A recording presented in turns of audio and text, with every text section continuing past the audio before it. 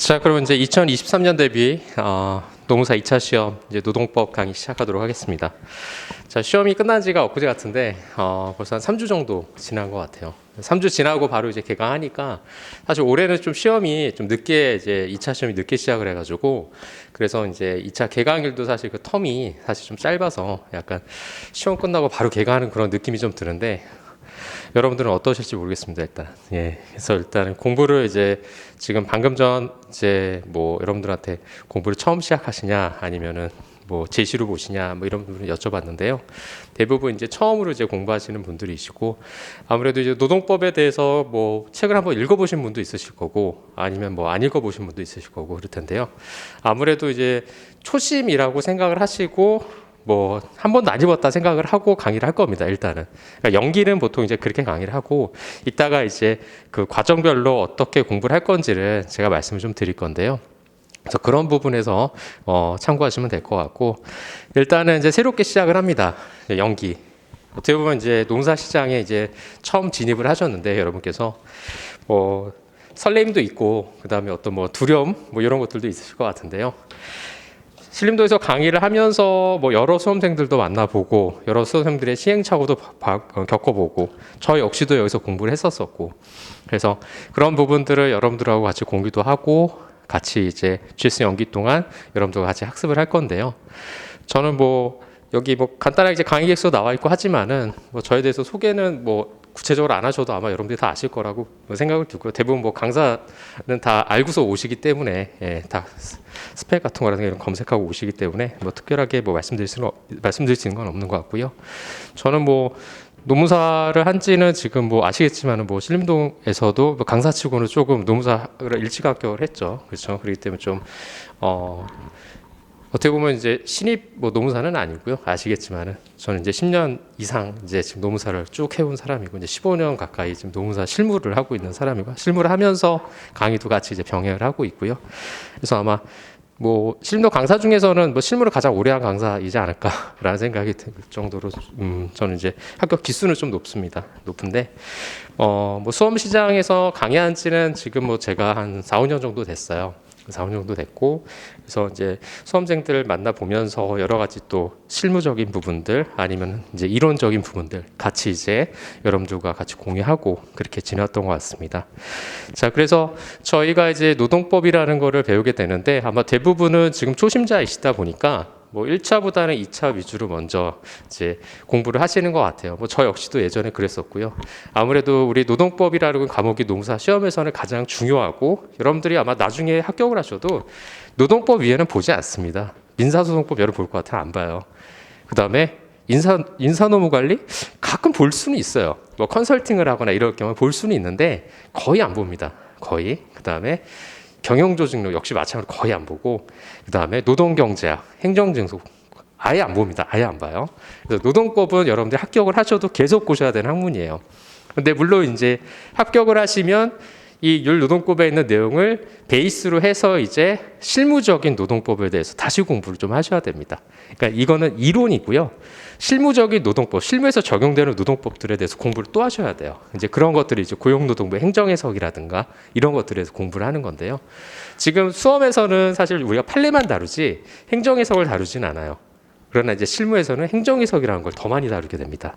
그래서 그런 것들이 좀 차이가 있는데 제가 이 말씀을 드리는 이유가 뭐냐면 우리 노무사 시험은 뭐 잠깐 이제 좀 OT를 하자면 우리 노무사 시험은 여러분들 아시겠지만 2차 합격률이 굉장히 낮아요. 다른 시험에 비해서도 아시겠지만은 작년에 2차 합격률이 6%였죠. 그렇죠. 그래서 100명 중에 6명만 합격을 합니다. 여기 계신 분들이 다 떨어질 수도 있고요. 여기 계신 분들이 다 붙을 수도 있어요. 정말 모릅니다. 그거는 아무도 모릅니다. 그렇기 때문에 굉장히 잔인한 시험이에요. 2차는. 그래서 어떻게 보면은 이 수험이라는 것이 여러분들이 굳은 의지를 갖고 하지 않는 이상에는 절대 합격 못합니다. 합격을 못하면 어떻게 되죠? 여러분들 스스로 좌절하게 되고 경제적, 육체적 손해도 엄청나고 그렇죠? 시간, 그 1년이라는 시간이 그냥 훌딱 지나가죠. 그렇죠? 장수하는 분들이 보면은 공부를 오래 하면은 합격할 것 같죠. 그러나 이 신림동에서 오래 공부하시는 분들의 스타일이 뭐냐면 사실은 이제 약간 자만을 하게 돼요. 자만을. 사실 그 자만은 수험의 가장 최대적입니다. 최대적이. 내가 좀 아는 것 같은데 이렇게 생각하다 보면은 사실 남들과의 비교를 잘 안 하게 돼요. 물론 남들과 꼭 비교를 해야 된다 그런 건 아니지만 내가 이 정도는 아는데 이거 못 쓸까? 이런 자만을 하게 되면은 굉장히 내 스스로에 대해 수험에 대해서 굉장히 소홀해집니다. 그런 부분에 있어서. 그렇기 때문에 절대 자만하시면 안 돼요. 항상 이 수험에 겸손하셔야 됩니다. 겸손하셔야 된다는 거. 여러분들은 어차피 합격하셔도 겸손하셔야 돼요. 왜 그러냐면 초임 노무사, 초짜 노무사이기 때문에 어차피 많이 배우셔야 돼요. 나가서도. 합격하고 다 할 것 같죠? 그렇지 않아요. 네. 저도 예전에 막 그런 생각 드는 적이 있었는데 합격하면 나 노무사인데 나 다 할 것 같은데 하나도 못해요. 왜냐면 실무를 해본 적이 없잖아요. 가서도 배워야 돼요. 여러분들. 한 4, 5년은 계속 배우셔야 돼요. 이렇게. 제가 10년 이상 지금 노무사 하면서도 저도 아직 잘 모르겠어요. 모르는 부분도 있고 저도 계속 저도 공부를 합니다. 실무를 하면서도. 그렇기 때문에 합격해서 나 안다? 그거는 사실은 좀 어불성설이 될 수가 있겠죠. 그렇기 때문에 항상 겸손하셔야 된다는 거. 그게 가장 중요한 부분. 물론 이제 수험도 그렇고 나중에 실무 나와서도 항상 겸손하셔야 되는 부분이죠. 그거는. 그래서 6%만 합격을 하는데 6% 안에 내가 들려면은 저는 항상 강조하는 게 이 부분이에요. 절실하셔야 됩니다, 여러분들이. 난 이 시험 아니면은 내 인생이 끝난다 이렇게 생각하시면 좀 그렇죠. 좀 너무 이게 극단적이잖아요. 그러니까 그렇게 생각하지 마시고 난 이 시험 나 노무사 무조건 돼야 된다 이렇게 생각을 하셔야지. 이거 아니면 또 딴 길 가면 되죠. 간평사 갈까? 뭐 행정사 이렇게 가시면은 사실은 계속 돌아다니십니다. 그분들은 이제 장수의 길로 가시는 거예요. 그거는 완전 이제 신림동의 이제 낭인으로 이제 남는 분이기 때문에 내가 이 시험에서 내가 반드시 합격하겠다는 그런 절실한 마음이 있으셔야 됩니다. 6%라는 것이 이런 절실함이 없으면은 당연히 될 수가 없어요. 6% 안에 드시려면은. 제가 말씀드리지만 정말 잔인하고도 여기 계신 분이 다 떨어질 수도 있고 여기 계신 분이 다 붙을 수도 있고 정말 잔인합니다. 시험이라는 거는. 그렇기 때문에 반드시 절실하게 생각을 하셔야 되고 왜 절실해야 되냐면 수험이라는 것은 기간이 정해져 있어요. 기간이. 그렇죠? 내년 시험까지 아직 우리가 일정이 나오진 않았지만 내년 시험 일정까지 기간이 정해져 있죠. 누구나 공정하게 똑같은 기간이 부여가 돼요. 그렇죠? 1년이나 만약 예를 들어서 1년이라 봅시다. 그럼 1년이란 기간 동안 내가 얼마큼 절실하게 공부를 했느냐가 합격의 지름길이라는 거죠. 그렇죠? 근데 1년의 시간을 뭐 연말되고 아마 여러분들 패턴을 제가 알아요. 왜냐면 저도 여기서 공부를 했었고 지금 제가 여기 들어온 지가 뭐 15년이 넘었었으니까. 그렇죠? 공부한 지가. 근데 공부하다 보면은 연말 때 되면은 이제 크리스마스 다가오고 이러면은 괜히 또 분위기 휩쓸려요. 사실 공부라는 게 쉬운 건 아니에요. 여러분들 이제 해보시면 아시겠지만 이게 1년이라는 시간이 사실 저는 이제 마라톤에 많이 비유를 하는데요. 마라톤이면 이제 42.195km를 뛰어야 되잖아요. 42.195로 여러분 전력으로 뛸 수 있나요? 없나요? 절대 못 뜁니다. 그렇죠? 처음이야 전력을 뛰지만은 한계에 부딪혀서 이제 뒤로 떨어지게 되는 거죠. 그렇죠? 그렇기 때문에 일정한 페이스, 즉 이게 이제 꾸준함이죠. 꾸준해야지만 합격할 수가 있는 거예요. 그래서 제가 아까 전에 이 자만이라고 얘기했던 부분이 자만을 하면 꾸준하지가 않죠. 그렇죠? 그렇기 때문에 절대 자만하면 안 된다는 거예요. 그래서 꾸준하게 하시는 분들이 합격을 합니다. 꾸준하게. 그래서 패턴이 흐트러지지 않고 1년의 시간을 여러분들이 계획을 세우셔서 절대 흐트러지지 않고 꾸준하게 가셔야 돼요. 꾸준하게. 근데 사실 꾸준하게 간다는 게 말처럼 쉽지는 않습니다. 1년을 하시다 보면은 정말 괴로울 때도 있고, 딴 생각 날 때도 있고, 공부 안 될 때도 있고, 아마 내년 봄쯤 되면은 이제 싱숭생숭 하실 거예요, 또. 왜 그러냐면 이제 추운 겨울에서 이제 봄을 따뜻한 봄으로 넘어가니까 데이트도 하고 싶고 남들 어디 동물원 놀러 가는데 아니면 놀이동산 가는데 난 여기서 뭐 하는 거지 이런 생각 들면서 스스로 막 자괴감도 들고 막 이럴 텐데 그런 과정들을 다 극복해내야 되는 겁니다. 저 역시도 극복했고 합격하신 분도 다 마찬가지죠. 그렇죠? 그렇기 때문에 합격할 수가 있었던 거예요. 그렇기 때문에 이 기간 동안 여러분들이 얼마나 충실하게 공부를 하느냐 이제 그게 합격의 지름길이다라고 말씀드릴 수 있을 것 같고요. 자, 요건 잠깐 지우도록 하겠습니다. 강의 계획서 다 받으셨죠, 오늘? 그렇죠? 오늘은 이제 첫날인데요. 그래서 잠깐 이제 OT로 해서 제가 조금 이제 학습 외적인 얘기를 조금 말씀을 좀 드리는데 보통 저는 OT를 이렇게 길게 하는 편은 아니에요. 그래서 짧게 하고 그다음에 이제 바로 학습으로 들어가는데 뭐 이 부분은 오늘 제가 아까 방금 전에 말씀드렸던 부분은 항상 이제 강의를 시작하면서 GS 연기 때 여러분들한테 꼭 전해주고 싶은 말 중에 하나이기 때문에 항상 전해드리는 거고요. 그래서 각오를 조금 다지시고 공부를 해라라고 이제 말씀드린 차원에서 그런 거니까 그렇게 들으시면 될 것 같습니다. 자, 강의 계획서 한번 잠깐 볼까요, 우리? 자, 강의 계획서 보시면은 자. 노동법 2차, 자, GS 연기 이제 강의 계획서고요. 이제 저는 유정수 노무사입니다. 자, 보시면 될 것 같고, 뭐 양력은 그냥 보시면 될 것 같고, 교재는 여러분들 다 가지고 계시죠? 예, 율노동법 제 2책입니다. 그래서 20일 날 출간이 돼가지고 이제 나왔고요. 작년 버전을 뭐 보시는 분들이 있을 수 있는데 작년 버전보다 좀 페이지 수가 좀 늘어났어요. 한 70페이지 정도 늘어나가지고 그리고 목차도 좀 수정이 돼서 아마 보시는 데 조금 불편하지 않을까 생각해서 참고를 하시면 될 것 같고. 작년에는 제가 이제 임종률 교수님 책하고 이 율노동법하고 같이 연계 때는 했었는데 올해부터는 하지는 않습니다. 왜 그러냐면 어차피 저희가 주어진 시간이 정해져 있잖아요. 그래서 한 번이라도 어떻게 보면 더 보시라는 의미에서, 왜냐하면 교수님 기본서가 사실은 노동법을 이해하는 데는 가장 좋긴 하죠. 왜냐하면 이건 뭐 율노동법 수험서라고 그래서 수험에 맞게끔 이제 정리가 된 거고, 그래서 여러분들이 보시기에는 수험서가 편해요. 근데 이제 노동법을 처음 접하시는 분들은 교수님 이론서를 보시는 게 처음에는 아무래도 좋죠. 그래서 이해가 좋게, 이해가 굉장히 좋다라고 말씀드릴 수 있는데, 근데 나중에 여러분들이 이제 시험을 보러 갈 때, 우리 시험이 이틀 동안 보잖아요. 2차를 이틀 동안 보는데 1일차가 있고 2일차가 있는데 노동법은 1일차에 봐요. 1일차 첫 번째 시간에 봅니다. 첫 번째 시간에 보는데 여러분들이 교수님 기본서도 들고 가고 율노동법도 들어가고 다른 뭐 판례집도 들고 가고, 왜냐면 노동법은 이제 나중에 판례도 공부를 해야 돼요. 판례집도 들고 가고 뭐 다 들고 갈 수 없어요. 그렇죠? 그렇기 때문에 한 권만 들고 가셔야 됩니다. 한 권만.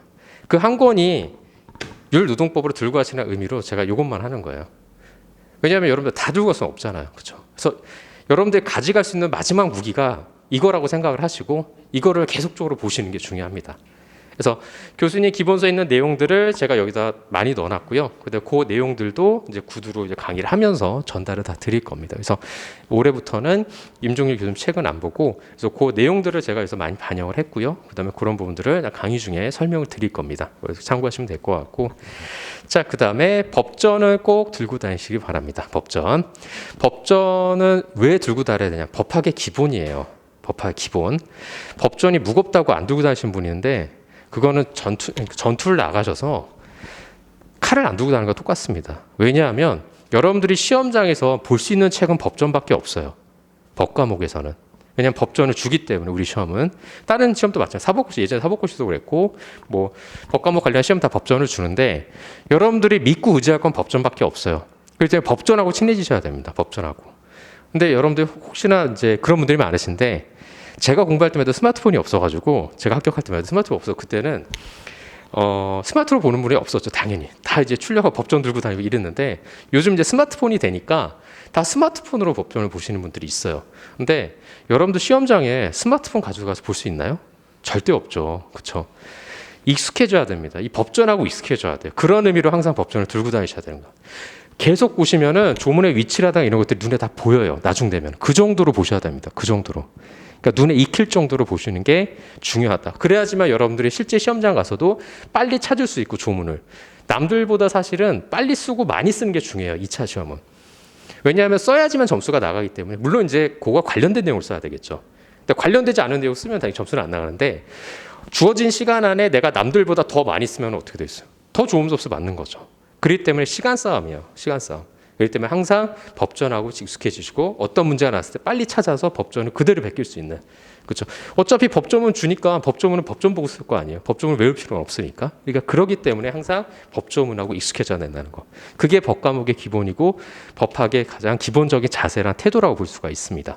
그렇기 때문에 법을 공부하시는 분들 꼭 법전을 들고 다녀야 된다 볼 수 있고요. 뭐 행정재소법 할 때도 마찬가지겠죠. 여러분들 행정재소 할 때도 법과목이니까, 또 민사소법 하시는 분들도 마찬가지고. 자, 저희 일정을 보시면은 저희 일정은 이제 13주로 이루어졌습니다. 13주. 그래서 오늘부터 12월 15일까지 이제 목요일 날 항상 이제 진행이 되고요. 그래서 2시부터 6시 반까지 이제 진행이 됩니다. 자, 질문이 혹시 있으시면은 뭐 제 메일 주소로 여기 보내시면 되는데 뭐 질문에 있어서 원칙은 다 있습니다. 뭐 무제한적으로 뭐 질문을 받아주는 건 아니고요. 뭐 수험과 관련 없이 가끔 종종 이제 수험생 중에서 개인적인 어떤 노동청 사건이나 또 직장인분들 같은 회사에 있는 그 회사에 이제 어떤 인사노무 자문을 갖다 구하시는 분들이 있는데 그런 건 제가 뭐 답변해줄 의무도 없고 사실은 그거는 이제 개인적인 부분이기 때문에 그런 부분은 이제 알아서 해결을 하셔야 되겠죠. 예전에 어떤 일이 있었냐면 수험생분이 저희 회사로 전화를 줘가지고 그 회사에는 자문노무사님이 또 계시는데 노무사 생각 어떠시냐 그래서 제가 그 회사 자문노무사도 아닌데 그걸 저한테 물어주면 어떡하냐. 자문노무사가 있으면 그분 따라야 되지 않겠냐. 왜냐면 또 자문노무사님이 계시는데 저하고 또 배치되는 얘기를 해버리면 그분 또 어떻게 하시겠어요. 또 약간 곤란해질 수가 있겠죠. 그렇기 때문에 그런 부분에서 기본적으로 개인적인 질문은 받지 않는다고 볼 수 있고 가끔 이제 실시간으로 좀 질문하시는 분들이 있어요. 이게 뭐냐면 이게 시간 단위로 막 보내주는 게 약간 그런 분들이 있는데 저도 이제 업무를 해야 되는 사람이고 평일에는 그리고 또 이제 수험도 하고 하지만은 갑자기 막 시간 단위로 막 보내시는 분들이 있는데 제가 그렇게까지는 답변을 다 못 드립니다. 어떻게? 왜냐하면은 여기 계신 분들이 동일한 수업료를 내시고 다 동일한 혜택을 받으셔야 되는 거잖아요. 근데 어떤 특정 한 분만 제가 또 특혜를 줘서 계속 달아주고 이럴 수는 또 없는 부분도 있어요. 항상 공정해야 되겠죠. 그렇죠? 이 때문에 이제 그런 부분에서 보시면 될 것 같고. 수업에 전달한 내용과 반복적인 질의를 하는 경우 또 그런 경우도 있어요. 수업 시간에 분명히 말씀을 드렸는데 또 물어보시는 분들이 있습니다. 또 그런 것들은 가차 없이 제가 답변 안 합니다. 네. 답변을 안 해드리고요. 또 한편으로 제가 또 많이 예뻐해 드릴 거예요. 그분들은 특별히 많이 예뻐해 드린다. 특히 격하게 예뻐해 드린다라고 보시면 될 것 같습니다. 그래서 급발진을 하진 않아요. 저는 급발진 하진 않는데 제가 작년에 동차바 때 한번 급발진해가지고 그때 그 수강생 중에 한 분이 법정 왜 안 가져왔어요? 제가 그랬어요. 법정 왜 안 가져왔어요? 그랬더니만 비싸서요 그러더라고요.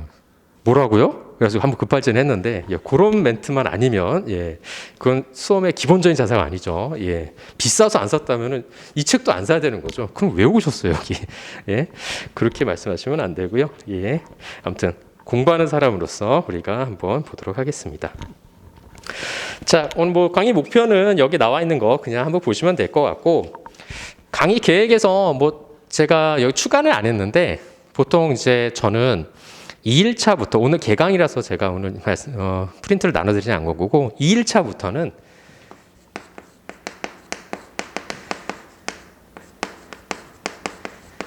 목차 테스트를 실시합니다. 그래서 뭐냐면 오늘 배운 거에 대해서 1일 테스트라고 보시면 돼요. 오늘 배운 과정을 다음 주에 2시부터 우리 수업하면 꼭 일찍으로 하면 안 오시더라고요. 그래서 수업 시간에 맞춰서 2시부터 2시 10분까지는 항상 매일 목차 테스트를 봅니다. 목차 테스트. 그래서 목차라는 건 뭐냐면 만약 예를 들어서 오늘 만약 근기법상 근로자에서 써라 뭐 이런 식으로 낼 거예요. 단문 형식으로 낼 겁니다. 단문 형. 그러니까 단문 형식으로 내는 이유가 뭐냐면 이 쟁점에 대해서 어떤 것들이 쟁점으로 들어가 있는지 이 문제에 대해서 그런 것들을 여러분들 파악하시라고 이제 목차 테스트를 보는 거예요. 이 목차 테스트는 제가 GS 1기까지 계속 봅니다. 어차피 2기 때부터는 우리가 모의고사를 보기 때문에 그 전까지 계속 매일 목차 테스트, 매일이 아니죠. 우리 목요일마다 목차 테스트를 봅니다. 그러니까 전주에 배웠던 거 목차 테스트. 그래서 그렇게 보고요. 2문제 내지 3문제 정도. 처음에 좀 부담되면 2문제, 그다음에 뭐 3문제 이런 식으로 되고요. 책에 있는 거랑 동일하게 됩니다. 그러니까 전혀 부담 갖지 않으셔도 돼요. 그래서 만약에 오늘 단원 중에서 근기법상 근로자가 있어요. 근기법상 근로자에 대해서 논하라 라고 하면은 책 목차 있죠. 저희 보시면은 잠깐 교재 볼까요? 교재에도 목차가 앞에 나와 있어요. 목차 보시면은 자, 이 페이지 보시면 저희 목차 보시면은 거기 나와 있죠. 근로기준법상 근로자 개념, 그다음에 근로기준서 근로자의 판단 기준 이런 식으로 쓰셔도 되고요. 여기서 보통 이제 그 2차 답안지를 쓸 때 보통 우리 답안지 쓸 때는 먼저 로마자로 먼저 쓰고요. 그다음에 아라비아 숫자, 그다음에 방가로, 그다음에 양가로 뭐 이거를 바꿔서 쓰신 분들도 있는데 상관없습니다. 그래서 규칙적으로만 쓰시면 돼요. 그다음에 동그라미 이런 식으로 들어갑니다. 목차 구성을 할 때. 그래서 이 책은 다 이런 목차 구성으로 되어 있어요. 그래서 여러분들이 여기까지 만약에 쓰기는 좀 어려울 거예요. 지금 내용에 대해서 뭐 아무래도 이제 이야기가 좀 어렵기 때문에 뭐 자기가 쓰고 싶은 만큼만 쓰셔도 됩니다. 이거 가지고 제가 뭐 시험 뭐 점수를 매기거나 그런 거 아니고 자가 테스트라고 생각하시면 돼요. 내가 지난주에 공부한 거를 한번 테스트한다. 수업하기 전에 이제 그런 의미니까 여기까지 쓰셔도 되고 여기까지 쓰셔도 되고 여기까지 쓰셔도 되고 그건 여러분들의 자유입니다. 그러니까 여러분들이 공부한 만큼만 쓰시면 돼요. 만큼만 쓰시면 되고 그러니까 GS 연기 때는 이렇게 그대로 냅니다. 교재에 있는 목차하고 그대로 내요. 그러니까 근기법상 근로자에 써라, 노조법상 근로자에 써라 이런 식으로 내는데 GS 이제 1기부터는 조금 변형해서 낼 겁니다. 변형해서 너무 동일하게 되면 재미없으니까 그래서 조금 변형해서 근기법상 근로자와 노조법 근로자에서 논하라 뭐 이런 식으로 낸다던가 그래서 이렇게 살짝 변형을 할 겁니다. 그럼 여러분들 그걸 보고 문제를 보고 아 이게 쟁점을 뭘 썼지 이렇게 하면 목차를 어떻게 쓰면 되겠구나 이렇게 해서 여러분들 스스로 이제 생각을 하셔야 됩니다. GS 1기 때부터는. 그래서 연기 때까지는 계속 제가 말씀을 드리지만 이해 위주로 가시면 돼요. 이해. 계속 이해하셔야 됩니다. 계속. 지금부터 암기하실 필요 없고요. 계속 이해하셔야 돼요. 이해. 암기는 이 수험 과목에 대한 공부 방법론에 대해서 제가 뭐 특강 때도 말씀드렸지만은 기본적으로 세 가지 과정으로 이루어지는데요. 요 과정으로 이루어져요. 이해, 정리, 암기. 무조건 이해하셔야 됩니다. 언제까지? GS 연기나 GS 1기까지도 괜찮아요. 요때가 이제 3월 달까지인데 보통 한 2월 달까지는 이해를 하시는 것이 좀 좋습니다. 이해 단계로 가시는 게 좋고요. 이제 3월 달부터 슬슬 이제 그 전부터 이제 정리를 하셔야 됩니다. 정리. 그러니까 보통 정리 단계는 1월에서 보통 이제 3월이 정리 단계라고 보시면 돼요. 1월부터 3월이. 그래서 뭐 정리를 2월에부터 하셔도 되고 3월에 하셔도 상관없는데 무조건 이해하셔야 됩니다. GS 연기나 1기 때. 이때부터 암기하시는 분도 있는데 그러다가 탈납니다. 한자성어 이런 말이 있죠. 과유불급이란 말이 있죠. 여기서부터 암기해 버리면은 어떻게 되죠? 우리 41.195로 뛰어야 되는데 벌써 퍼지게 돼요. 벌써. 그리고 암기를 한다고 해서 이해가 안 된 상태에서는 절대 암기 안 됩니다. 어떻게 되냐? 다 날아가 버려요. 이 법학 과목들은 계속 이해를 하셔야지 이게 휘발성이 굉장히 강한 과목이라서 암기가 잘 안 되실 거예요. 그리고 지금 저희 교재뿐만이 아니라 GS 1기 때는 또 판례도 공부하셔야 돼요. 판례집이 따로 나갑니다. 그때는 아예 판례만 공부하는데 이거 공부 안 해요. 이런 공부는. 그렇기 때문에 판례만 공부하기 때문에 어떻게든지 이해를 하신 다음에 판례로 넘어가셔야 돼요. 자연스럽게. 그러니까 이론에 대한 이해가 안 됐으면 판례 공부가 안 된다는 거죠. 그렇기 때문에 이때까지는 무조건 이해 위주로 가셔야 된다는 거예요. 이해 위주로. 그리고 1, 3월에는 이제 정리를 하셔야 됩니다. 그러니까 정리는 여기다 하시는 거죠. 열 노동법에다 다 정리를 하시는 거예요. 왜냐하면 여러분들이 시험장에 아까 말씀드렸죠. 시험장에 가져갈 책은 딱 한 권만 있으면 돼요. 그렇죠? 그렇기 때문에 여기다 다 정리하시면 됩니다. 여기다가. 그 다음에 마지막에 이제 암기를 들어가야 되죠. 이때는 뭐 빠르신 분들은 2월부터 들어가는 분도 있고 한데 2월부터 아니면 또는 3월부터 쭉 이제 시험일까지 계속 이제 암기를 하시는 겁니다. 계속 암기를 하시는 거고요. 제 책의 특징은 다른 수험생들은 밑줄이 거져 있는데 저는 일부러 밑줄을 안 그어놨어요. 왜 그러냐면 밑줄을 긋는다는 것은 여러분들이 직접 그어야지 한 번이라도 보게 됩니다. 저는 그렇게 생각을 해요. 그렇기 때문에 저와 같이 공부하면서 이 부분에서 밑줄도 그으면서 이 내용에 대해서 다시 한번 확인하는 그런 작업을 거칠 거고요. 밑줄이 거져 있으면 내가 그을 필요가 없으니까 눈으로만 보게 되잖아요. 사실. 때문에 그으면서 한 번씩 더 보시라는 의미로 밑줄이 안 거져 있으니까 저하고 같이 공부하시면서 이제 밑줄 작업도 할 겁니다. 그래서 그렇게 되고요. 그래서 이해, 정리, 암기 단계 이 세 가지 단계로 여러분이 생각하시면 됩니다. 이거는 꼭 노동법뿐만이 아니라 우리 노무사 시험에 이제 보는 각 과목들이 있죠. 각 과목들이 다 이와 같은 단계로 여러분들이 공부를 하시면 돼요. 공부를 하시면 되고 이 부분이 제일 힘들죠. 아무래도 왜냐하면 우리 사실상 이제 2차 과목은 노동법이 이제 2과목이잖아요. 노동법 1과 2로 나눠져 있기 때문에 사실 5과목에 대해서 암기를 해야 되는데 여러분들이 나중에 이제 5과목이 숨이 막힐 겁니다. 나중에는 시험이 임박하면은 이 책 뭐 우리 늘 노동법뿐만이 아니라 판례집까지 보면은 거의 한 1,300페이지 정도 되거든요. 그러니까 뭐 1,000페이지가 훨씬 넘어가죠. 그렇죠? 그렇기 때문에 그거를 다 봐야 되고 암기해야 되고 노동법 하나만 해도 그런데 다른 과목도 어떻게 했어요. 그렇죠? 그렇기 때문에 굉장히 부담이 많이 될 겁니다. 근데 그 부담이 되는 걸 줄여주는 것이 바로 학원이라고 보면 돼요. 그러니까 여러분들이 오늘 공부하면서도 제가 이 부분에서 오늘 나가는 단원 부분에서 시험에 안 나는 부분들이 있어요. 그런 부분에서 고민하지 말라라고 말씀을 드릴 겁니다. 그런 부분들에서 고민하고 질문하시면은 그건 이제 어디로 가셔야 되냐? 대학원이나 이제 박사과정 밟으셔야 되는 거예요. 수험은 나올 게 정해져 있어요. 그리고 어차피 여기는 우리는 학문을 공부하는 게 아니에요. 사실은. 그렇죠? 학문 연구하는 게 아니잖아요. 그렇죠? 그렇기 때문에 우리는 수험을 공부하는 거기 때문에 이 부분에서 혼자 고민하실 필요 없습니다. 이 부분에서 이거는 왜 이렇게 되지 않을까요? 이렇게 고민하실 필요는 없고 여기 나와 있는 왜냐하면 이게 정답이 다 있는 거예요. 어떻게 보면 물론 주관식 시험이지만 정답이 다 있습니다. 왜냐하면 판례도 문제를 출제할 때 이 판례에 대한 정답이 있어요. 뭐 정답이라 하지만은 또 결론이라고 하죠. 다 결론이 주어져 있는 거예요. 어차피 우리가 답을 내야 되는 거잖아요. 2차 시험도 어떤 케이스를 주고 어떤 사례를 주고 이 사례의 결론을 내셔야 되는 건데 여기 보시면은 이제 노동법 이론 중에서 이제 판례가 없는 것들이 좀 있어요. 그러니까 만약 예를 들어서 이제 그런 부분이 있죠. 사실 판례가 있는데도 불구하고 오늘 나가는 단원 중에서 이제 근로권에 대한 얘기가 있어요. 근로권에 대한 학설, 근로권의 법적 성질에 대해서 견해 대립이 있는데 뭐 자유건설이 있고 그다음에 생존건설이 있고 생존건설 중에서도 또 추상적 권리설과 구체적 권리설 이렇게 나눠집니다. 이제 그런 것들에 대해서 사실 고민할 필요는 없어요. 그냥 그런가 보다라고 넘어가고 그런 거에 대해서 고민하시면 안 됩니다. 왜냐하면 시험에 나올 부분은 그 부분이 아니거든요.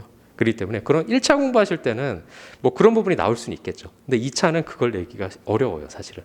그렇기 때문에 그런 부분에서 절대 고민하시면 안 된다. 그리고 그런 부분에서 괜히 이게 왜 그렇지? 이게 내가 이해를 못하는 건가? 그런 부분에서 진짜 아까 말씀드린 것처럼 뭐 굳이 막 이해하려고 그러실 필요는 없습니다. 그래서 그런 부분들을 걸러주는 작업을 이제 할 겁니다. 그래서 그런 것들이 여러분들이 이제 암기할 부분을 점점 줄여 나가는 거죠. 그렇죠? 그래서 그렇게 보시면 되고. 그래서 GS 연기 동안 우리가 할 거는 무조건 이해 위주로 갈 겁니다. 왜냐하면 여러분들이 노동법을 처음 하시고 법학을 처음 하신 분들이기 때문에 무조건 이해 위주로 간다는 거. 그래서 그렇게 보시면 될 것 같아요. 자, 그러면은 뒷페이지 한번 넘겨보도록 하죠. 자, 오늘 1주차인데요. 오늘 이제 OT하고 그다음에 이제 노동법 총론, 그다음에 노동기본권, 노동법상의 권리 의무 주체인데 오늘 할 것 중에서 가장 중요한 건 뭐냐면 노동법 총론 중에서 노동법의 법원 있죠. 그게 이제 30회 때 시험에 한번 나왔어요. 30회 때 법원이 가장 중요하고요. 그 다음에 노동법상 권리 의무 주체. 그러니까 노동기본권은 여러분들 고민하실 필요 없어요. 그냥 고민하실 필요 없고 그냥 그런가 보다. 이해 안 돼도 그냥 이해 안 되나 보다 이렇게 넘어가시면 돼요. 이걸 이해하려고 막 이렇게 어떻게 보면 나중에 선택과 집중을 해야 되는데 나올 부분에 더 공부를 하셔야지 안 나올 부분에서 더 공부하실 필요는 없는 거잖아요. 그렇죠? 그렇기 때문에 보게 되다 보면은 노동기본권이 왜 안 나오는지에 대해서 수험 공부하시다 보면 나중에 이해가 돼요. 나중에 이런 부분은 안 나오겠구나라고 여러분들 스스로도 판단할 수가 있습니다. 그렇기 때문에 오늘 배우는 부분에서 가장 중요한 부분은 노동법 총론 중에서 노동법의 법원하고 그다음에 노동법상의 권리 의무의 주체. 노동법상 권리 의무 주체는 뭐냐면 근로기준법상 근로자, 그다음에 노조법상 근로자, 그다음에 근기법상 사용자, 노조법상 사용자. 그게 바로 권리 의무의 주체예요. 그렇죠? 그렇기 때문에 그 부분이 가장 중요합니다. 그 부분. 시험에서 가장 많이 나오는 부분 중에 하나예요. 특히 이제 근기법상 근로자 가장 많이 나오죠. 근기법상 근로자. 최근에 29회 때는 묵시적 근로관계론이라고 해가지고 이제 근로기준법상 이제 근로기준법상 사용자성이 나왔고요. 그 전전인가는 아마 이제 근기법상 근로자에 관해서 나왔는데 근기법상 근로자가 중요한 이유는 뭐 제가 이제 오늘 또 말씀드리겠지만은 노동법에 적용을 받는 사람이 누구냐가 정하는 것이 중요하겠죠. 그렇죠? 근기법상 근로자가 아니면은 퇴직금도 못 받는 거고 연차 수당도 없는 거고 연차 유급 휴가도 못 받는 거고 그런 노동법의 적용을 못 받는 거잖아요. 그렇기 때문에 누가 받을 수 있는 사람이라를 정하는 것은 굉장히 중요한 문제. 그게 이제 출발점이라 볼 수 있는 거죠. 예를 들어서 실무적으로도 만약에 임금 체불을 당했어요. 그럼 노동청 입장에서는 뭐부터 판단하겠어요? 이 사람이 근로자냐 아니냐를 먼저 판단해요. 근로자가 아니면 뭐 어떻게 돼 있어요? 그냥 각하면 돼요. 그냥 가세요 이렇게 얘기하면 되죠. 굳이 판단할 이유가 없잖아요. 노동청에서도. 그렇기 때문에 가장 중요한 거는 근로기준법상 근로자를 판단하는 거 가장 중요합니다. 근데 지금 먼저 잠깐 말씀드리지만은 이 근로기준법 근로자는 법조문에 나와는 있죠. 법조문에 나와 있어요. 뭐라고 나와 있냐면 여러분 법조문 한번 잠깐 볼까요?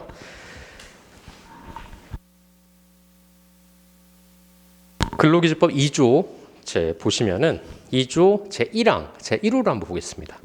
거기 보시면 뭐라고 돼 있죠? 정의가 근로자란 직업의 종류와 관계없이 임금을 목적으로 사업이나 사업장에서 근로를 제공하는 사람이라고만 돼 있어요. 굉장히 막연해요. 굉장히. 그렇기 때문에 왜냐하면 요즘은 고용 형태가 굉장히 다양화가 되어 있어요. 간접고용이라고 그래서 뭐 파견이라든가 도급의 형태로도 고용되는 경우도 있고 왜냐하면 파견법이라든가 어떤 위장 도구의 형태로서 이제 취업을 하는 그런 경우들도 많고 하기 때문에 이 조문만 가지고서 사실 근로자를 판단하기가 쉽지는 않아요. 그래서 우리가 이제 이따가 판례를 배울 텐데 판례에서는 이제 그 재종반 강사 사건이라고 해서 그게 리딩 판례인데 근로기준과 근로자를 판단하는 기준인데 기준을 나타낸 판례였는데 그 판례에서는 이제 여러 가지 요건을 제시합니다. 판단 기준을. 근데 그 판단 기준이 굉장히 많아요. 굉장히 많은데 그와 같은 것도 이제 종합적으로 고려해서 판단을 해야 되는 건데 그러니까 어떻게 보면은 쉽게 얘기하자면 칼로 딱 무자르듯이 잘라지는 게 아니야. 근로자성을 판단하는 게 그만큼 어렵다는 거예요. 이 요소도 고려해보고 저 요소도 고려해보고 해서 종합적으로 판단을 해야 되는 겁니다. 왜냐하면 이 법학이라고 하는 것은 소위 말하는 해석학이라고 볼 수 있어요. 해석을 해야 돼요. 여러분들이 나중에 합격을 하셔서 노무사가 됐었을 때 법조문 이외의 것들을 물어볼 거예요. 회사 기업이라든가 노동조합에서 법조문에 나와 있는 거는 당연히 안 물어봐요. 왜냐하면 찾아보면 되니까. 근데 그 외적인 거, 판례 외적인 걸 물어봐요. 근데 그런 것들이 행정해석에서 많이 나와 있는데 그래서 행정해석을 많이 공부한다는 건데 그 외적인 것에 대해서 여러분들이 결론을 내주셔야 되잖아요. 노무사로서. 근데 제가 노무사인데 이건 그런가? 그럴까? 이렇게 얘기하면 저희가 사실 법률 서비스업이잖아요. 서비스를 해줘야 되는 사람인데 신뢰감이 어떻게 되겠어요? 완전히 바닥을 치겠죠. 그러면 저 사람 뭐야? 저 노무사 맞아? 이렇게 생각할 수 있다는 거죠. 그렇기 때문에 여러분들이 확실하게 해석을 해줘야 되는 거예요. 이제 그게 어떻게 보면 우리가 2차 시험이 사실은 그거를 해결하는 루트라고 좀 보면 됩니다. 그래서 사례가 나오면 그거를 여러분들 해결하셔야 되는 거예요. 해결. 그래서 결론이 정해져 있는데 그 결론은 대부분 판례에 정해져 있습니다. 판례. 그래서 2차는 판례 공부를 많이 하셔야 돼요. 그래서 저희 교재에서도 작년판보다는 사실 판례를 제가 굉장히 많이 넣어놨어요. 그래서 올해 판례도 사실 많이 넣어놨는데 올해 판례도 6월 9일자 판례까지 여기 담겨 있습니다. 판례 색인 보시면 알겠지만은 작년에는 그렇게 못했는데 올해는 판례를 굉장히 많이 넣어놨습니다. 그래서 책이 많이 두꺼워졌고요. 그래서 작년보다 한 70페이지 정도 늘어났는데 그래서 작년에 수험생들, 그러니까 올해 이제 시험 본 친구들이죠. 그래서 저보고 노무사님 저기 이제 개정판으로 좀 많이 늘어나나요? 그랬더니만 한 70페이지 정도 늘어났는데요. 뭐 이렇게 많이 늘어나요? 그래서 아니 너희도 공부 좀 시키려고 이제 너희들 이제 나가지만 후배들이 이제 공부 좀 시켜야 될 것 같아가지고 더 많이 늘렸다라고 얘기 드렸는데 아무튼 뭐 저하고 공부하시면서 수업 이제 책이 좀 많이 늘어났기 때문에 아무튼 노동법의 지옥의 세계를 한번 저와 같이 느껴보시는 게 좋을 것 같고요. 네, 그래서 여러분들을 아주 헬로 넣어드리겠습니다. 아주 자 그렇게 보시면 되고 자 그래서 오늘 강의 계획은 뭐 이 정도로 이제 보시면 될 것 같고요. 이제 본격적으로 수업에 들어가도록 하죠. 자 그러면 오늘 몇 페이지를 피시냐면 자 뭐 목차는 보실 거 없고요. 바로 수업으로 들어가도록 하겠습니다. 자, 총론 부분 보시면 되는데요. 자, 보시면은 자, 2페이지 한번 보도록 하죠.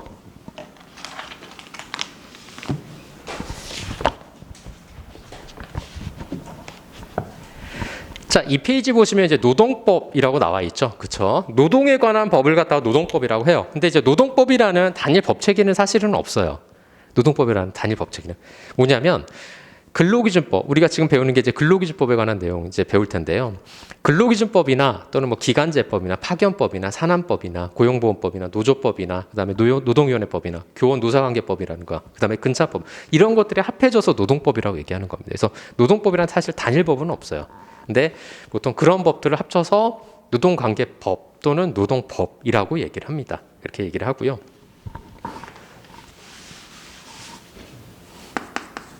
이 노동법과 관련해서 우리나라와 이제 일본의 법 체계를 조금 소개를 시켜드릴까 하는데 법 체계라고 하는 것은 먼저 말씀드리기 전에 법 체계는 크게 두 가지의 법 체계가 있어요. 첫 번째 이제 대륙법계라는 게 있고 영미법계라는 게 있습니다. 대륙법계라는 게 뭐냐면 프랑스라든가 독일의 법 체계를 보통 대륙법계라고 얘기해요.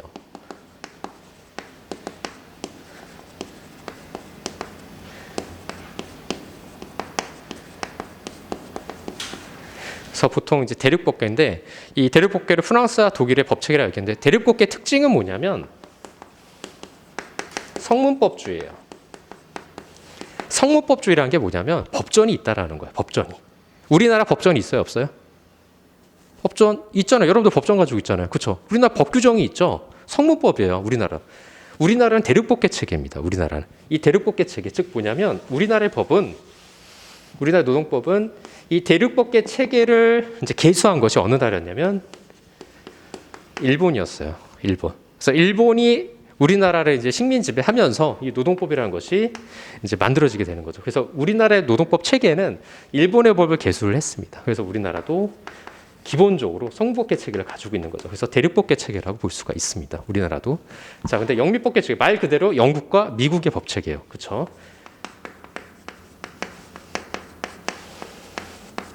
영국과 미국의 법 체계인데 그럼 요가 반대적인 얘기죠. 그렇죠? 영국과 미국은 뭐냐면 불문법 체계예요. 반대니까. 불문법주의. 그러니까 불문법이가 뭐예요?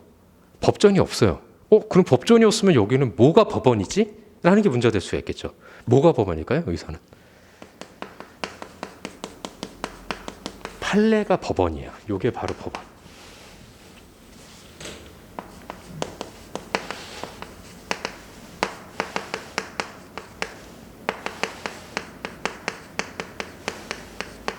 법의 근원이란 거, 근원 원자죠. 법의 근원이 된다는 거예요. 우리나라는 법 조문이 법원이 되는 거죠. 법 조문이. 그래서 우리나라는 그러면 판례가 우리가 뒤에서 이제 노동법의 법원에서 배울 건데 판례가 법원성이 있을까요? 없을까요? 법원성이 없죠. 그렇죠. 왜 그러냐면 우리는 성문법 체계이기 때문에. 그렇죠. 그러나 이 판례라는 것이 우리나라에서는 사실상의 구속력은 있어요. 예를 들자면 여러분들이 2013년도에 어떻게 지내셨는지 모르겠는데 2014년도에 무슨 일이 있었냐면 임금 파트에서 우리가 배울 건데 정기 상여금이 통상 임금이라고 인정을 했어요. 어디서? 대법원 전원합의체에서. 그래서 전합이라고 줄여서 얘기합니다. 전원합의체에서. 그래서 사실 이게 왜 법원성을 인정했다고 볼 수 있냐면 사실 이제 법원성까지는 아닌데 이전까지 고용노동부에서는 정기상여금을 통상임금으로 인정을 안 해줬었어요. 계속. 그래서 뭐라고 얘기를 했냐면 정부에서는 대법원 전원합의체 판결이 나오면 우리도 입장 바꾸겠다.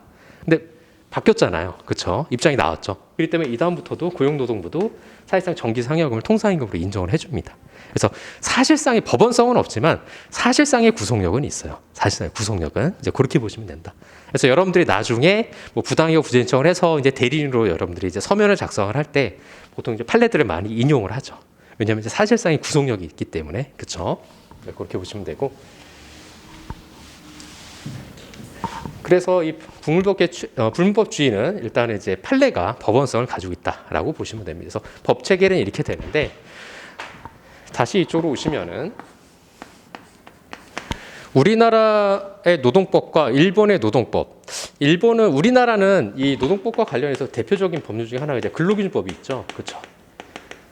일본에서는 뭐라고 그러냐면 노동기준법이라고 얘기해요. 그다음에 우리나라는 이제 아까 전에 그 근로기준법 2조 1항 제1호에서 봤지만 근로자라고 표현하고 있죠. 그렇죠? 그러나 일본은 노동자라고 표현하고 있어요. 노동자. 왜 그럴까요? 우리나라도 왜 노동으로 하면 되는데 굳이 왜 근로기준법이라고 하고 노동자로 해도 되는데 왜 굳이 근로자라고 하지? 이유가 있겠죠. 그렇죠. 이유가 있는데 임종률 교수님, 성균관대 이제 지금 명예 교수님이시지만 예전에 이제 중앙노동위원장 하셨던 분인데 임종률 교수님 같은 경우에는 우리나라가 지금 어떤 상황이죠? 남북이 대치하고 있는 상황이죠. 그렇죠. 근데 북한에 이제 어떤 당이 있죠? 북한에 노동당이 있죠. 노동당. 그렇죠. 예, 노동당. 예. 노동당이 있어서 어감이 약간 좀 좋지 않다. 노동자 하면은 약간 뭔가 이제 색이 좀 빨갈 것 같고 막 이렇게 좀 보는 경향이 있어서 우리나라 다 이제 근로로 바꿨다라고 주장을 하고 계세요. 이게 뭐 정설이다 뭐 이건 아니고 이제 교수님의 주장이라고 보시면 됩니다. 교수님의 주장. 예, 이렇게 보시면 되고 이 노동법이라고 하는 것은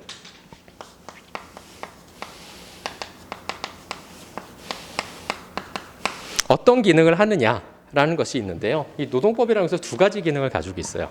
첫 번째 뭐냐면 근로자를 보호하는 기능이 있죠. 보호하는.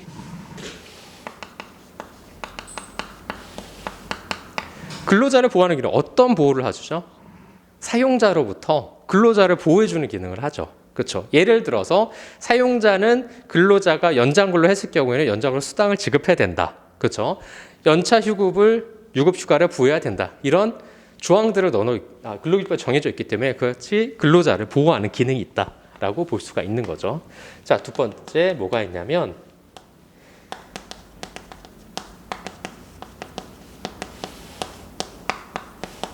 평화 유지 기능이 있죠. 평화 유지 기능.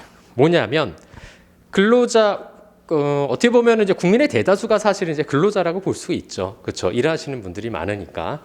그러니까 이 근로자분들이 어떤 법적 분쟁이 없이 굉장히 안정적으로 근로를 제공할 수 있도록 어떤 기준을 마련해 주는 거죠. 노동법이라고 하는 것은 하나의 기준, 최저 기준을 마련해 주는 거기 때문에 이 두 가지 기능을 가지고 있습니다. 노동법이라고 하는 것은. 그래서 자 보시면은 노동법의 개념이 나오는데 한번 보도록 하죠. 자, 첫 번째 줄 보시면은 로마자 목차 1번의 노동법의 개념인데 첫 번째 줄 한번 볼게요. 자, 노동법이나 자본주의 사회에서 근로자가 인간다운 생활을 할 수 있도록 이 인간다운 생활을 할 수 있도록이 다른 말로 하면 규율 이념이라고 볼 수 있습니다. 규율 이념. 인간다운 생활을 할 수 있도록 그게 바로 노동법의 규율 이념이에요.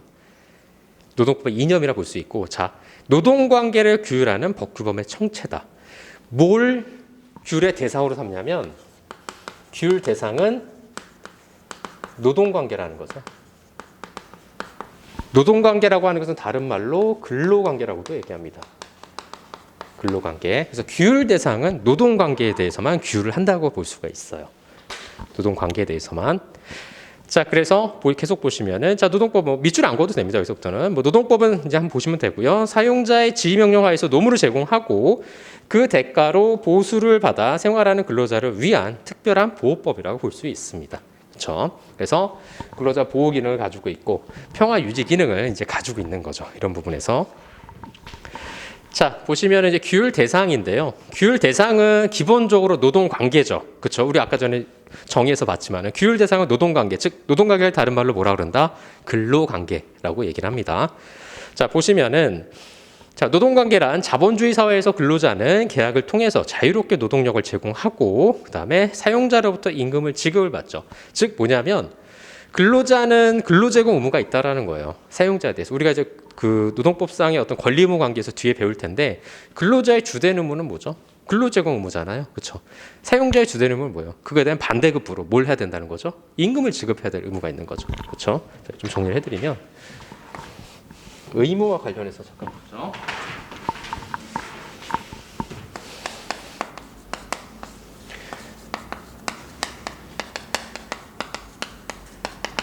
자, 보시면 요거 잠깐 지울게요.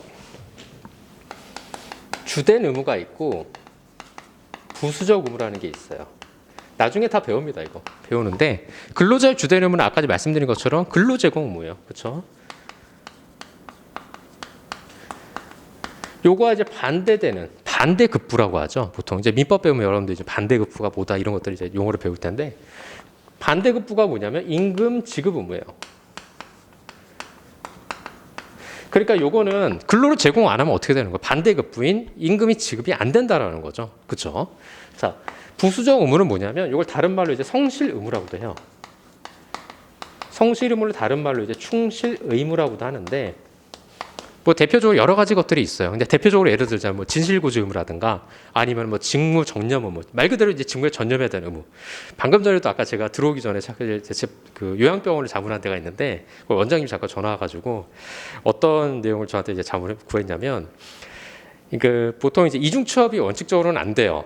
왜냐하면 취업규칙상이 보통 여러분들 이제 회사 다니시면 다 알겠지만은 원칙적으로는 주된 의무에 성실히 근로를 제공해야 되는 거잖아요. 근데 이제 내가 뭐 부업을 하고 싶다거나 이런 경우에는 사실 겸업을 하고 싶으면은 이제 사용자의 승인이라든가 아니면 기본적인 노무 제공에 지장이 없으면 이제 가능을 한데 이제 간호사분이 이제 이중 취업이 돼가지고 그런 부분에서 조금 문제가 된 거예요. 이제 회사에 얘기하지 않고 이제 그래가지고 이런 부분에 대해서 어떤 법률적으로 우리가 다툴 수 있는 부분이 있느냐 뭐 이런 부분에 대해서 나오는데 그러니까 여러 가지 것들의 의무 중에서 대표적인 게 아까 말씀드린 진실고지 의무, 직무전념 의무, 그다음에 지금 말씀드린 겸업금지 의무 이런 것들도 이제 부수적 의무라 보아요. 그다음에 마지막으로 뭐 경업금지 의무, 그다음에 뭐 영업비밀 보호 의무 이런 것들이 대부분 이제 부수적 의무라고 얘기합니다. 자, 사용자의 부수적 의무는 뭐가 있냐면 배려 의무가 있어요. 배려 의무라는 건 뭐냐면 근로자가 사업장 안에서 사용자의 시설 관리권 내에서 근로를 하게 되는 거죠. 그렇죠? 그렇기 때문에 우리 사업장에서 안전하게 산재가 발생하지 않도록 안전하게 근로를 할 수 있도록 배려할 의무가 있다라고 해서 배려 의무를 부담하고 있습니다. 그래서 이런 것들이 기본적인 의무인데 여기 보시면 노동관계라고 하는 것은 바로 근로자는 근로를 제공하고 사용자는 임금을 지급하는 관계, 그런 관계가 노동관계 또는 근로관계라고 얘기하는 겁니다. 보시면은 자, 이와 같이 사용자의 임금 지급과 근로자의 근로 제공에 주된 목적으로 하는 법률 관계를 갖다가 노동관계 또는 근로관계라고 합니다. 자, 두 번째 이제 종속노동인데 종속노동이라는 것은 뭐냐면 말 그대로 내가 사용자한테 종속적으로 일을 해야 된다는 얘기가 되는 거죠. 그렇죠? 이걸 다른 말로 이제 사용 종속 관계라고도 얘기를 하는데요. 이 사용 종속 관계라는 의미는 굉장히 중요합니다. 이 노동법에서 가장 중요한 부분 중에 하나예요. 이게 바로 이제 근기법상 근로자를 판단하는 기준이 되는데 나중에 근기법상 근로자 관련해서 이제 종속 노동에 관해서 더 구체적으로 배울 텐데요. 자, 보시면은 첫 번째 이 종속 노동이라고 하는 것은 두 가지의 종속성을 가지고 있어요. 뭐냐면 경제적 종속성이 있고 그 다음에 인적 종속성이라고 있습니다. 말 그대로 인적 종속성은 뭐예요?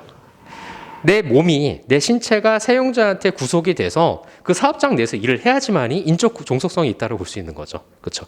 그러니까 보통은 이 인적 종속성의 판단 기준을 근거로 삼는 게 근기법상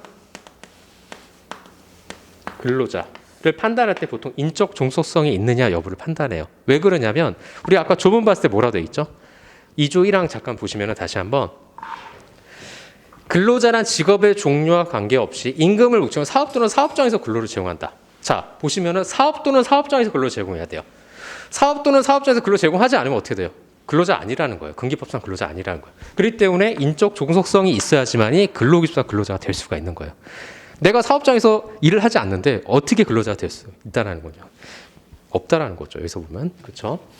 자, 이 경제적 종속성. 경제적 종속성이라는 건 뭐냐면 여기 나와 있어요. 그러니까 노동력을 팔지를 않고서는 살아갈 수가 없기 때문에 우리 근로자라고 하는 것은 그렇죠. 그렇기 때문에 임금 그 밖에 어떤 그 근로 관계에 있어서 근로 조건에 있어서 경제적 불평등을 갖다가 종속노동의 본질로 보는 견해를 갖다가 보통 이 경제적 종속성이라고 하는데 내가 타인에게 보수를 받고 있느냐 이런 것들이 다 경제적 종속성에 관한 문제인 거죠. 그렇죠. 도급관계라고 하더라도 근로계약을 맺지 않은 도급관계라고 하더라도 도급계약을 통해서 도급비를 받게 되는 거잖아요. 그러면 종속성이 있다라고 볼 수는 있어요. 그런 부분에서는. 그렇죠? 그렇기 때문에 경제적 불평등과 관련된 부분을 갖다가 보통 경제적 종속성이라고 얘기합니다. 경제적 종속성. 그래서 이런 부분들이 바로 경제적 종속성인데 보통 이 경제적 종속성을 중시하는 판단 기준이 바로 노조법상 근로자예요. 근데 이렇게 구분해서 판단하는 그 판례가 사실은 최근에 나왔고요. 이전까지는 사실 노조법상 근로자도 인적 종속성을 기준으로 판단을 했었어요. 근데 언제부터냐면 뒤에 우리가 배울 텐데 2018년도에 재능교육 사건이라고 있습니다. 이 재능교육 사건에서 노조법상 근로자는 경제적 종속성을 기준으로 판단을 하고요. 근기법상 근로자는 인적 종속성을 기준으로 판단합니다. 그래서 그거의 내용은 우리가 노동법상 권리의무 주체에서 배울 거니까 걱정 안 하셔도 되고 재능교육 사건에 대한 판례가 어디 있냐면 먼저 보여드릴게요. 저희 교재 보시면은 어디 나와 있냐면 41페이지 한번 보죠. 41페이지 펼치셨나요? 거기 보면은 양가로 2번 보시면 거기 나와 있죠. 2018년도 이후 판례 경향으로 되어 있죠. 그렇죠? 자, 거기 보시면은 박스 보시면은 거기 주식회사 재능교육 사건이고 그 박스 위로 두 번째 줄 올라가 보시면 거기 즉이라고 되어 있어요. 그것만 잠깐 볼게요. 그건 제가 이제 요약해 놓은 건데 판례를 보시면 근로기준의 근로자성 판단 기준에는 기존의 사용 종속 관계, 기존의 사용 종속 관계가 인적 종속성이에요. 그렇죠? 근데 노조법상 근로자성 판단 기준은 경제적 종속성을 갖다가 적용함으로써 기준을 이원화했다고 제시하고 있죠. 그렇죠? 그게 바로 이렇게 판단한 게 2018년도 재능교육 사건에서 판단을 해줬어요. 그래서 요거 관련해서는 이따가 또 배울 거니까 제가 확인만 일단 시켜드릴게요. 자, 보시면은 자 이 노동법이라고 하는 것은 아까 말씀드린 것처럼 이제 종속 노동에 관한 어떤 법이라고 볼 수 있어요. 그러니까 종속 노동을 본질로 하는 법이 바로 이 노동법인데, 자 보시면 두 번째 줄 끝에부터 볼게요. 자, 근로자는 노동력을 팔지 않고서는 살아갈 수 없기 때문에 임금이나 그다음에 그 밖의 근로 조건을 자 결정할 때 상대방과 평등한 입장에서 설 수 없고, 자 또 근로자는 그 노동력을 자신의 신체 인격과 분리해서 제공할 수 없기 때문에 노동 과정에서 사용자의 지명령 등 인적 지배를 받게 된다. 이게 바로 이제 인적 종속성이죠. 그래서 이 종속 노동이라고 하는 것은 경제적 종속성과 인적 종속성을 갖다가 종속 노동이라고 얘기를 합니다. 근데 여기서 구체적으로 파생되는 판단 기준이 바로 경제적 종속성의 판단 기준은 노동법상 근로자를 판단하는 기준이 되는 거고, 근기법상 근로자는 인적 종속성. 아까 전에 뭐라 그랬죠? 좀 보시면 알겠지만은 사업 또는 사업장에서 일을 해야지만이 근로자로 인정이 되잖아요. 그렇기 때문에 인적 종속성이 있어야 된다라고 보고 있습니다. 자, 3페이지 한번 볼게요. 자, 시민법과 노동법. 뭐 이런 것들은 그냥 한번 쭉쭉 그냥 빠르게 넘어가는 겁니다. 이런 건 굳이 머리 쓰면서 외우실 필요 없어요. 자, 보시면은 시민법과 노동법인데, 이 노동법이라고 하는 것은 크게 요약해서 말씀드리자면 이 시민법의 원리를 갖다가 어떻게 보면은 기반으로 하고 있습니다. 시민법의 원리를 기반으로 하는데, 시민법의 원리가 뭐냐면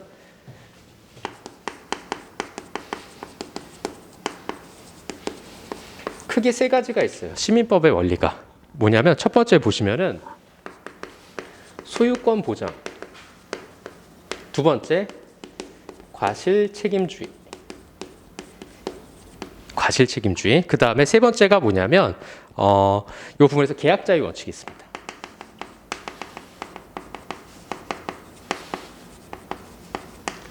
자, 이 시민법의 이런 원리가 크게 세 가지라 볼 수 있는데, 소유권 보장이라고 하는 것은 뭐 내가 만약에 물건을 가지고 있으면 그거에 대해서 절대적인 권리를 인정해 주는 게 바로 소유권이죠. 그렇죠? 근데 이 소유권에 대해서 절대적인 권리를 인정해 주는 것이 시민법의 기본적인 원리였어요. 두 번째로 보시면은, 두 번째는 일단은 이제 과실 책임주의죠. 과실 책임주의. 과실이 있어야 어떻게 보면 그 책임을 인정해 주는 거죠. 근데 과실이 있어야 책임을 인정해 주는데, 그 과실에 대해서 책임을 인정받으려면 뭐가 필요하죠? 그 과실이 있었다는 거를 입증을 해줘야 돼요. 그렇죠? 여러분들 마찬가지, 소송이라는 건 마찬가지, 행정심판도 마찬가지고 주장하는 자가 입증을 해야 돼요. 과실이 있다고 그래서 그 과실에 대해서 입증을 못하면은 그거는 보상을 받을 수가 없는 거죠. 그렇죠? 근데 과실 책임주의예요. 과실 책임주의라 하는 것은 다른 말로 이제 입증 책임에 문제가 있는 건데, 시민법 당시에는 18세기 말 이전이라고 볼 수 있는데, 시민법 체계 하에서는 사실 이제 근로자와 사용자가 굉장한 불평등한 관계, 아직도 봉건적인 요소를 많이 가지고 있는 상태이기 때문에 사실 근로자가 사용자의 규책 사유를 갖다가 인정하고 입증하기가 쉽지는 않았겠죠. 지금보다도 더. 그렇기 때문에 사실 입증 책임의 문제가 항상 발생할 수밖에 없었어요. 그 당시에만 하더라도. 그래서 그런 문제가 좀 있었었고, 그 다음에 계약 자유의 원칙. 계약을 마음대로 자유롭게 할 수 있습니다. 물론 원칙적으로 민법을 공부하시면 알겠지만 계약 자유 원칙이 그대로 유지가 돼요. 그러나 계약 자유 원칙을 지금 민법에서 어느 정도 제한을 두고 있어요. 우리나라 민법에서는. 근데 이 당시 시민법에서는 이런 제한이 없었다는 거죠. 그러니까 계약 자유 원칙이 적용되다 보니까 어떻게 되죠?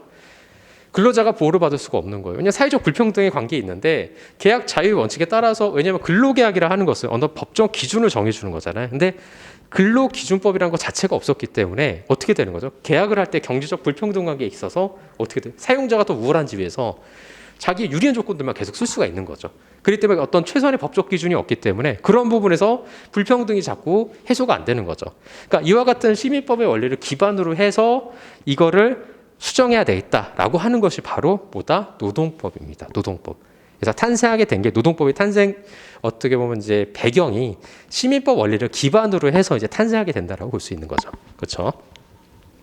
자, 보시면은 자, 뭐 첫 번째 줄 한번 잠깐 볼게요. 근대 초기에 시민 계급의 주도로 성립된 자본주의 사회는 자, 시대적 요청에 걸맞은 시민법을 확립했는데, 이 시민법은 자, 사법공법, 그다음에 형사법 등 모든 영역에서 소유권 보장이나 계약 자유의 그다음에 과실 책임주의를 그 기본 원리로 추구하고 있다라고 되어 있죠. 그래서 이와 같은 것들이 경제적 불평등이라 어떤 인적 불평등을 갖다가 더 가중시키는 요소들이 돼가지고 이와 같은 것들을 해소하기 위해서 이제 노동법이 탄생했다라고 볼 수가 있고요.